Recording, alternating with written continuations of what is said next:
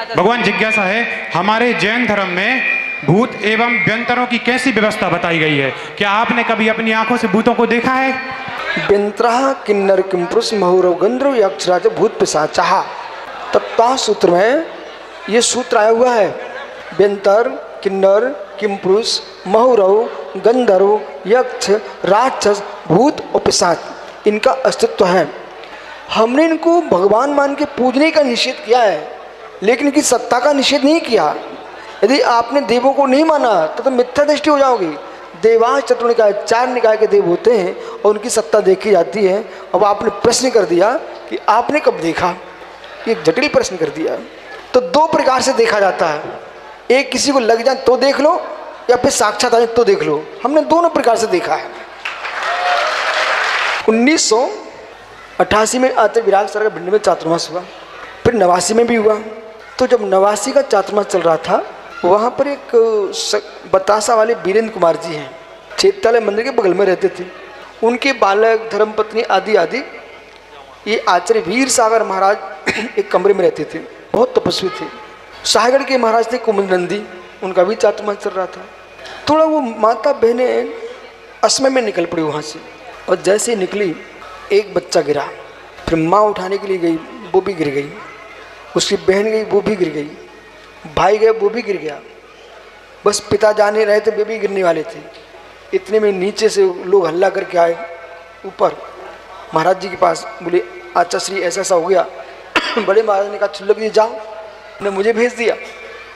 हमने देखा सबके मुखों से फैन निकल रहा, फंसू कर सब पड़े बेहोश। तो मैं आचार्य श्री को लेके आए, उन्होंने कमंडल से पानी लिया, मंत्र पढ़ा, चीटा मारे, सब चीख के उठ के बैठ गए। फिर आचार्य श्री ने 1996 में कुंडलपुर बुलाया हमारे लिए। कुंडलपुर बड़े बाबा दमू कुंडलपुर, तो छतरपुर से मैं बिहार करके आया। आचार्य श्री का चातुर्मास जबलपुर में था, कुंडलपुर आए। तो रास्ते में छतरपुर के बहुत सारे युवा मेरे साथ चल रहे थे, आप जैसे। अब एक आसी बड़े कुल था, बोटू भैया ना, बोटू भैया, इनका भाई एक बड़े मुन्ना कहलाते हैं, वे भी साथ में थे। अब बड़े मुन्ना की आदत है बीच में कुछ ना कुछ बोलते रहना।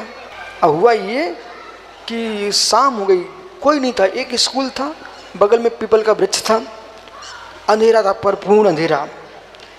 इन बच्चों ने क्या किया, गांव के लोगों ने पाटे रख दिए चुम आकर के।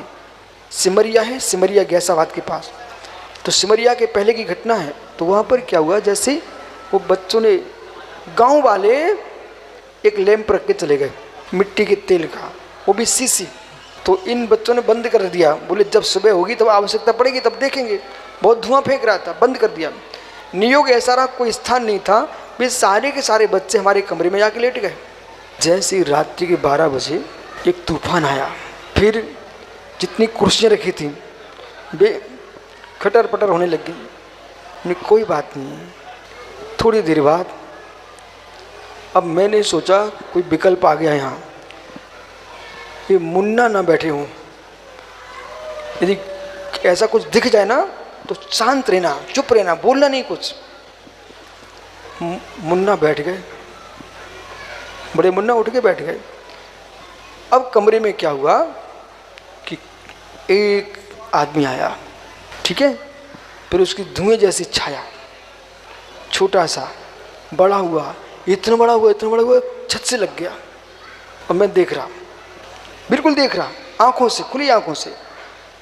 मैंने कहा हाँ, अभी तक सुनते थे, आज तो आ भी गए।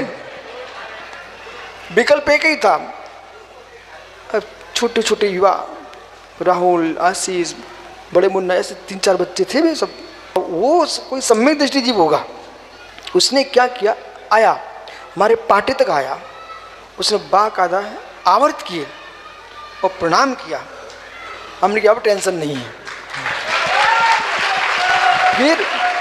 फिर एलक जी के पास भी गया। अब एलक जी के अंदर ठंडी का मौसम था, वे चटाई गिरे बैठे हुए थे। मैं देख रहा उसको से। फिर जैसे हमने नमो का पढ़ा ना, तो पीछे खिसका, और मंत्र पढ़ के वो पीछे खिसकता, वो वही खिड़की से बाहर निकल गया। सुबह हमने मुन्ना से कहा क्यों घूम रहे थे? बोले हम नहीं घूम रहे थे, हमने तो बोले को है तो हमने मैंने देख ला तो देख ला तो हमें कब कभी छूटी हम मोल ले लिया था। हमने कि तुमने भला मोल लिया मुन्ना, तुम बोल पड़ते तो काम बिगड़ जाता।